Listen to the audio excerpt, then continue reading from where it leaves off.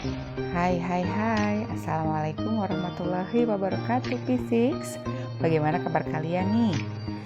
Bertemu kembali dengan Miss Rian dalam HBL Bahasa Indonesia. Nah, kali ini Miss Rian akan membahas VOT Review Bahasa Indonesia P6 ya. Nih, di minggu ke-8. Yang pasti kita mau persiapan untuk VOT kedua di minggu depan. Sudah siap ya? Oke. Kali ini Miss Rian akan jelaskan sekilas tentang materi yang akan kita teskan nih. Apa ya? Nah, pertama materinya itu tentang kata baku dan tidak baku. Yang kedua, teks eksposisi. Yang ketiga, ungkapan. Dan yang keempat adalah peribahasa. Nah, sekilas tentang kata baku dan tidak baku ya. Miss ujiankan lagi nih di minggu ke-8. Gak apa-apa ya, agar kalian lebih paham lagi nih tentang kata baku dan tidak baku. Oke, materi pertama yang akan kita bahas yaitu tentang kata baku dan tidak baku. Kata baku adalah kata yang pengucapan dan penulisannya sesuai dengan pedoman standar ejaan bahasa Indonesia. Betul sekali, terdapat di PUEBI atau KBBI. Nah, Miss Rian sudah tunjukkan ya KBBI seperti apa, PUEBI seperti apa. Ini nih contoh dari materi kita nih, kata baku dan tidak baku. Mana ya? Caranya untuk mengetahui kata tersebut baku atau tidak, kita bisa mengetahui dengan menggunakan KBBI. Misalnya KBBI online atau Thesaurus atau PUEBI juga bisa ya. Oke, materi yang kedua yaitu tentang teks eksposisi. Di sini teks eksposisi ini menjelaskan informasi yang disertai pendapat, fakta, sehingga menambah wawasan baru bagi pembaca. Jadi di sini gaya informasi yang disertakan biasanya mengajak, meskipun ajakan tersebut tidak tersurat di dalam teks. Nah, ini loh struktur dari teks eksposisi.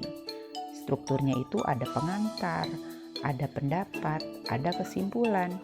Ingat ya, masing-masing paragraf itu berbeda loh isinya. Misalnya paragraf pertama berisi tentang ide pokok, paragraf kedua berisi tentang ide pendukung, paragraf ketiga berisi tentang kesimpulan. Kesimpulan itu penegasan ulang dari ide pokok. Oke, nah ini loh contoh dari teks eksposisi.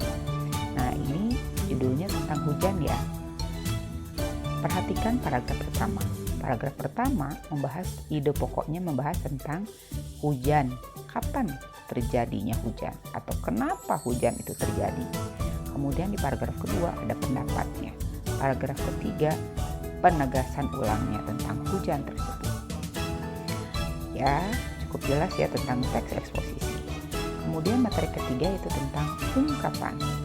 Ungkapan ini gabungan beberapa kata yang menyatakan arti baru atau arti yang bukan sebenarnya. Nih, Miss Rian berikan contoh dari kata ungkapan. Masih ingat dengan kata ungkapan misalnya nih, buah hati? Nah, ada dua kata, buah dan hati. Ketika disatukan, arti ungkapannya yaitu anak atau keturunan. Yang kedua misalnya buah tangan, buah dan tangan. Ketika digabungkan, maka arti ungkapannya menjadi oleh-oleh atau cenderamata. Oke, menuju ke materi yang terakhir yaitu tentang peribahasa. Nah, peribahasa ini adalah gabungan kelompok kata yang mengandung nasihat, prinsip hidup, atau tingkah laku dan perumpamaan seseorang atau manusianya ya. Nih, Miss berikan contoh peribahasanya bagaimana nih? Yuk. Oke, pertama peribahasa yang akan Miss jelaskan misalnya nih tentang gading. Gading gajah, ini ada gambarnya. Ada gading yang tak retak. Maksudnya apa?